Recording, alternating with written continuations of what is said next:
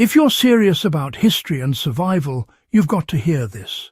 Before we dive in, make sure you hit that subscribe button, because the strategies we're about to explore aren't just fascinating.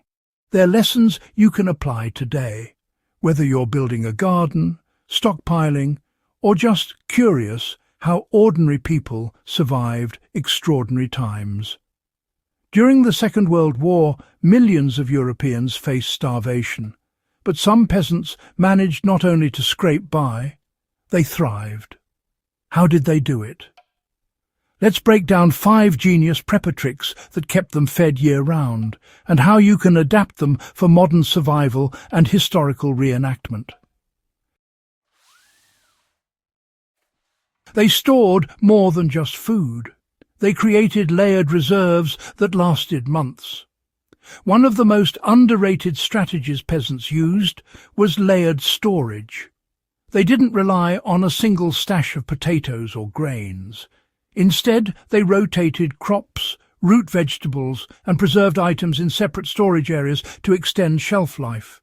For instance, potatoes were kept in dark, cool cellars, while cabbages were buried in sand pits to last through winter. Dried beans, lentils, and even homemade flour were stored in airtight containers, sometimes sealed with lard or wax to prevent moisture and pests. You can apply this today by creating multiple storage zones in your pantry or root cellar. Use airtight jars for dry goods, clay pots for vegetables, and even bury some root crops in sand or sawdust if you have a cold, dry area. Rotating what you store ensures nothing spoils before you use it, giving you a constant supply, no matter the season. They turned weeds and unwanted plants into reliable nutrition. Survival in wartime Europe often meant turning what most would discard into a dietary mainstay. Dandelion leaves, nettles, and wild garlic were not just edible. They were highly nutritious. Peasants didn't wait for government rations. They incorporated these wild greens into soups, stews, and even fermented foods. You can practice this by learning to identify safe wild edibles in your area and experimenting with them in small batches. Start with nettle tea or dandelion salads. Fermenting these greens not only preserves them, but also boosts their nutritional value, just like the peasants did. Understanding these wild alternatives could make a difference in emergencies where conventional foods aren't available. They mastered root cellaring and underground preservation techniques. The ingenuity of WWII-era peasants often revolved around subterranean storage. Root cellars, pits lined with straw, and cool underground rooms allowed them to keep vegetables, fruits, and even dairy products fresh for months. The principle was simple. Consistent, cool temperatures slowed spoilage dramatically. Modern enthusiasts can replicate this by building small insulated root cellars or even converting a basement or shed into a cold storage space. You don't need advanced technology. Stack vegetables in sand, peat moss or straw and make sure airflow prevents mold. Even apples and carrots can last through winter with this method, giving you that year-round stability peasants relied on. They preserved food with fermentation, smoking, and pickling. Canning and fermentation were lifelines. Peasants fermented cabbage into sauerkraut, pickled cucumbers, and smoked meats to prevent them from going bad. These methods didn't just save food, they improved digestibility and nutrition.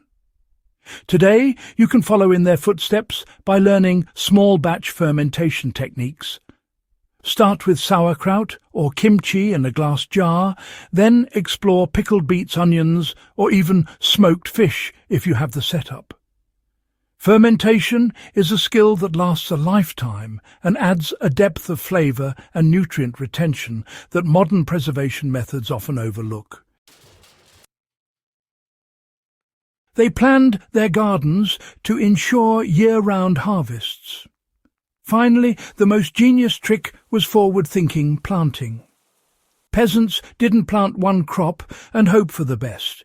They staggered plantings, grew winter-hardy varieties and intercropped so something was always ready for harvest. Garlic, onions and winter squashes were planted alongside spring greens, ensuring that every season had a reliable yield. Applying this today means designing your garden like a timeline. Early crops for spring, fast-maturing summer vegetables, and late-season plantings that ripen into fall and winter.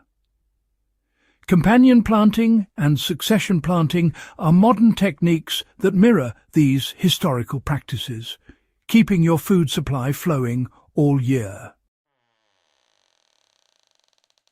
The takeaway here is clear. Survival wasn't about luck. It was about planning, ingenuity and resourcefulness. By studying these 5 WWII prepper tricks, you're not just learning history. You're gaining skills that could literally feed you if modern conveniences fail. Start small. Rotate your pantry stocks.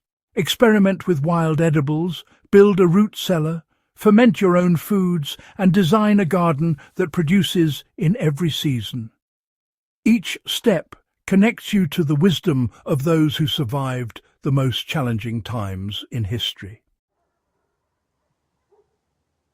If you found this guide valuable, actionable and fascinating, do yourself a favor and hit that subscribe button.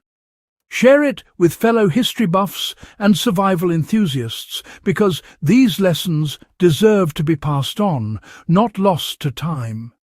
Keep digging, keep learning, and keep feeding that Iron Age instinct. We're just getting started.